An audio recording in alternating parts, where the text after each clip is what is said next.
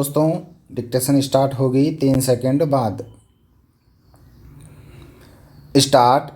महोदय, पर्यावरण से तात्पर्य किसी एक व्यक्ति के परिवेश से नहीं, वरन व्यक्ति के, समाज के, राष्ट्र के और इस सारी पृथ्वी के ही परिवेश से है, जिसका प्रभाव व्यक्ति, समाज, राष्ट्र और सारे विश्व पर पड़ता है। स्टॉप। पर्यावरण से तात्पर्य पेड़ पौधों, नदी पहाड़ या किसी तंत्र विशेष से नहीं, वरन उस समग्र वास्तविकता से है जिस पर मानव मात्र का अस्तित्व और उसका संपूर्ण आध्यात्मिक एवं भौतिक विकास निर्भर है। स्टॉप। अस्तित्व केवल शारीरिक स्वास्थ्य ही नहीं, मानसिक भी। स्टॉप। स्वस्थ शरीर में स्वस्थ मन ही अच्छे स्वास्थ्य की परिभाषा है। स्टॉप। शारीरिक स्वास्थ्य हमारे आहार पर निर्भर है, जिसका स्रोत इस पृथ्वी का जल थल वायुमंडल है। स्टॉप। मानसिक स्वास्थ्य भी प्रकारांतर से इन्हीं पर निर्भर है, क्योंकि जैसा खाए वैसा बने मन। स्टॉप। स्वस्थ जीवन पर सबसे अधिक प्रभाव हमारे चिंतन का, हमारी परंपराओं का और उन सब परिस्थितियों का पड़ता है जो हमारे ऊपर आरोपित है या की गई है, या की जा रही है। स्टॉप। इसलिए पर्यावरण या परिवेश में जल थल वायु ही नहीं, बल्कि वे सारे घटक महत्वपूर्ण हैं जिनका कुछ भी प्रभाव हमारे जीवन पर, हमारी क्रियाशीलता पर पड़ता है, जैसे हमारे विचार, हमारे आचरण और हमारी परंपराएं एवं संस्कृति आदि। स्टॉप। पैरा। सदा से मानव की आकांक्षा उन्नति और विकास की रही है। स्टॉप। जगत की अर्थ ही है गतिमान और गति दोनों ओर संभव है, उन्नति की ओर भी और अवनति की ओर भी। स्टॉप। पहली को हम प्रगति कहते हैं, दूसरी को अगति, विगति, अधोगति या दुर्गति कह सकते हैं। स्टॉप। वास्तव में मनुष्य ऐसा जटिल प्राणी है जिसमें अनेक विरोधाभासी और असंगत प्रतीत होने वाली प्रवृत्तियां और प्रतिक्रियाएं होती हैं। स्टॉप। वह कानून और व्यवस्था की मांग करता है, किंतु चलचित्र, दूरदर्शन आदि में स्वतः भड़की हिंसा या खेलों में युक्तिपूर्वक की गई हिंसा अथवा अनीति से मंत्रमुग्ध भी हो जाता है। स्टॉप। मनुष्य अपनी ही जाति या वर्ग के व्यक्तियों के प्रति प्राय बहुत अधिक प्रतिद्वंद्वी होता है, किंतु कोई बाहरी खतरा उपस्थित होने पर उनके प्रति हद से ज़्यादा सहयोगी बन जाता है। स्टॉप। वह सड़कों पर या युद्धों में सामूहिक विनाश के प्रति उदासीन रहता है, किंतु किसी खान में फंसे हुए एक व्यक्ति या किसी कुएं में गिरे हुए एक बालक की रक्षा करने के लिए ढेरों साधन जुटा लेता है। स्टॉप।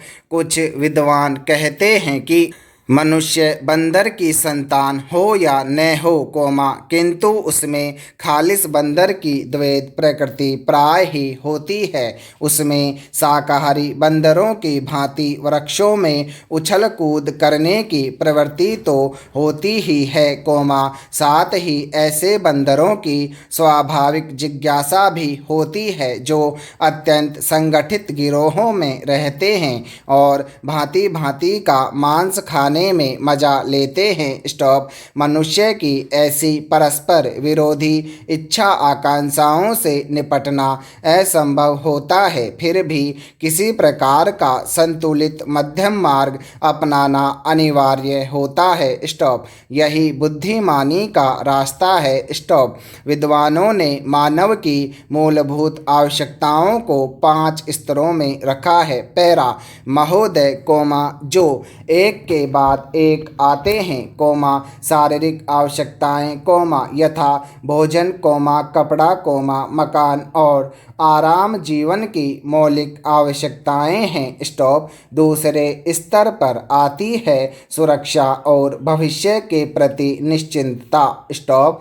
इनके लिए मनुष्य भांति भांति की वस्तुओं का संग्रह करता है। स्टॉप। फिर है सामाजिक आवश्यकताएं, जैसे अपने परिवार के भीतर और फिर बाहर के दूसरे लोगों से अच्छे संबंध बनाए रखने के लिए सामाजिक, आर्थिक, राजनीतिक और मनोरंजनात्मक संगठन बनाना। स्टॉप। चौथे स्तर पर हैं अहम संबंधी आवश्यकताएं, जैसे आत्मसम्मान, आत्मविश्वास, और आत्मतुष्टि आदि। स्टॉप। आत्म परितोष अर्थात उन्नति, विकास और ख्याति प्राप्ति की क्षमताओं को साकार करना व्यक्ति की अंतिम और उच्चतम अपेक्षाएं हैं। स्टॉप। इन आवश्यकताओं की पूर्ति के लिए मनुष्य अपने आसपास उपलब्ध पर्यावरण का दोहन करता है। स्टॉप। जल, थल, वायु ही नहीं, पेड़ पौधों, पशु पक्षी, जीव जंतुओं तक का उपयोग करता है। स्टॉप। सभी शक्तियों का, यहाँ तक कि सबल व्यक्ति अपने से निर्बल व्यक्तियों तक का दोहन करता है। स्टॉप। जो शोषण की सीमा तक पहुँच जाता है। स्टॉप। इसके लिए भांति भांति की तकनीकें खोजी और अपनाई जाती है। स्टॉप। प्रौद्योगिकी ने मनुष्य को भांति भांति की आवश्यकता की वस्तुएं अभूतपूर्व प्रचुरता से देकर संतुष्ट किया है और आवश्यकता की सीमा रेखा भी खिसकाई है। स्टॉप। विलासिता और सजावट की ऐसी सामग्री भी दी है जो अब बहुत कुछ आवश्यकताओं में गिनी जाने लगी है। स्टॉप। स्वचल वाहन, दूरदर्शन, धुलाई मशीन, सफाई मशीन, सिलाई मशीन, स्टोव, चूल्हे, मिक्सी, फ्रिज आदि आदि अब बहुत से लोगों के लिए अनिवार्य आवश्यकता की कोटि में आ गई है। स्टॉप।